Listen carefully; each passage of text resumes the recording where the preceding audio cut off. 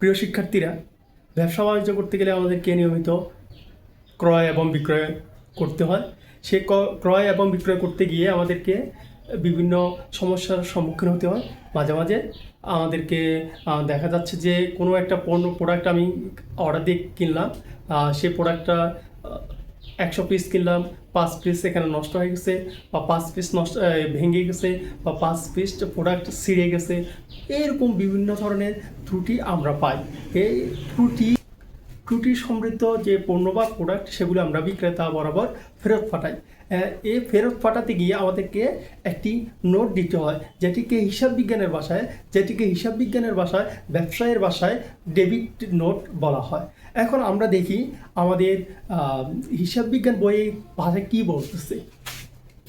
Debit note: ক্রয়কৃত পণ্য ফরমাশ অনুযায়ী না হলে অথবা নিম্নমানের হলে ক্রেতা কর্তৃক বিক্রেতাকে বর্ণিত পণ্য ফেরত মানের পূর্ণ বিবরণ একখানা কাগজে লিখে ফেরত পণ্যের সাথে বিক্রেতার নিকট প্রেরণ করে। এরূপ নোটকে ডেবিট নোট বলা হয়। অর্থাৎ আমি যে নির্ধারিত বা যে ধরনের প্রোডাক্ট চেয়েছি সে ধরনের অনুযায়ী হয়নি প্রোডাক্টটি, অথবা এই প্রোডাক্টগুলো নিম্নমানের ছিল, তাহলে আমি ক্রেতা কিনেছি, আমি এই বিক্রেতাকে ফেরত পাঠিয়ে দিতে হবে।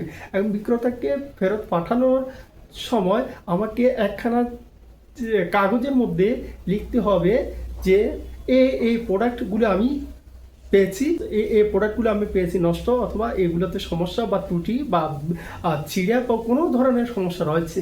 এখন এইগুলো বিবরণ দিয়ে একটা কাগজে লিখে সেটা আমরা বিক্রেতা বরাবর পাঠাবো।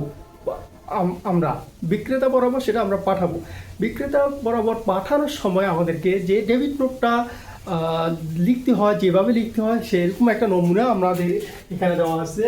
ডেবিট নোটের ক্রমিক নম্বর, এটা কত নম্বর ক্রমিক সেটা আমাদেরকে এখানে লিখতে হবে। এরপর হচ্ছে আমাদেরকে যে তারিখে আমি নোটটা লিখতেছি, আমি আবার বলতেছি, যে তারিখে আমি নোটটা লিখতেছি সে তারিখ লিখতে হবে। এরপর হচ্ছে প্রাপকের নাম হচ্ছে যে এই যাকে আমি পাঠাচ্ছি, আর ঠিকানা ওই প্রাপকের, অর্থাৎ যার থেকে আমি মালামাল কিনেছি তার ঠিকানা দিতে হবে। এরপর হচ্ছে সূত্র, আমাকে সূত্র দিতে হবে। এটা হচ্ছে আমি ক্রয় করছি, চালান নাম্বার, কত নাম্বার চালান এটা আমি ক্রয় করছি। এরপর হচ্ছে 1 জানুয়ারি তারিখ 2018 বা যে সাল হয় সেই সালে উল্লেখ করতে হবে। এখন হিসাব বিজ্ঞানের ভাষা হচ্ছে, এখানে আমরা 1/1/2018 এইভাবে হিসাব বিজ্ঞানের ভাষা হয় না। কেন হয় না? কারণ হিসাব বিজ্ঞান হচ্ছে যে কোনো লেনদেন করা হয় মাস ভিত্তিক। এখন মাস ভিত্তিক আমরা ওই মাসের জানুয়ারি মাসে, ফেব্রুয়ারি মাসের বা মার্চের কত তারিখে এই লেনদেনটা সংঘটিত হয়েছে, এই কারণে সরাসরি তারা মাসের নামটা উল্লেখ করে দেয়।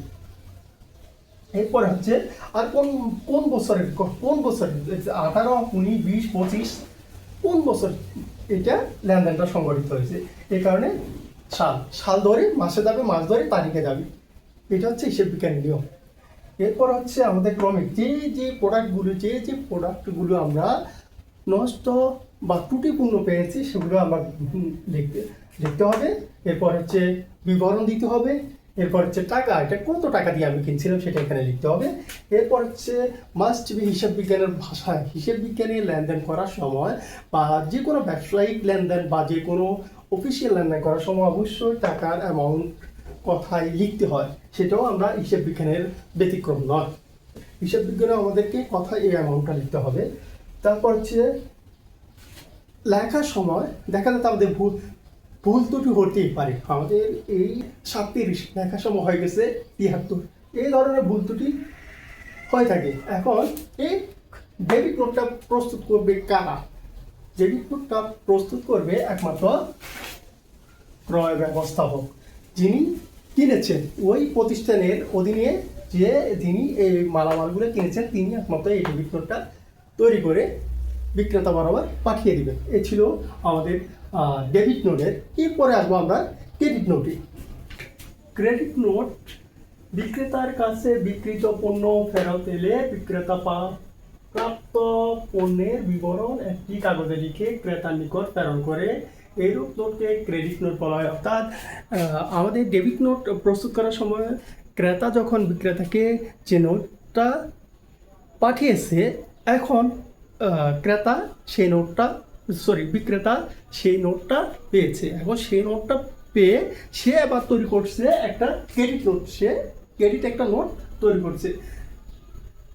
কি যে এখন ক্রেডিট নোটটা হচ্ছে এই ধরনের যে আমি উক্ত মালামালগুলো পেয়েছি, যে এই ধরনের মালামাল পেয়েছি, এটাকে নিয়ে সে এবার ক্রেডিট একটা নোট তৈরি করে।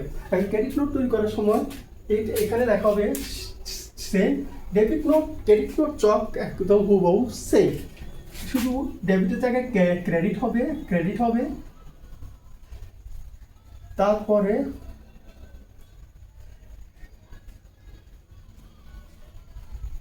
ডেবিটের জায়গায় ক্রেডিট হবে, ডেবিটের জায়গায় ক্রেডিট হবে, ডেবিটের জায়গায় ক্রেডিট হবে, আর বাকি সব এক, শুধু একটা জায়গায় পরিবর্তন হবে, এখানে ক্রয় জায়গায় বিক্রয় ব্যবস্থাপক হবে। ক্রয়, কারণ ক্রেডিট ইয়াতে ডেবিট নোটটা তৈরি করছে ক্রয় ব্যবস্থাপকের, যেহেতু তিনি কিনছে, তিনি এটাকে ডেবিট করেছে।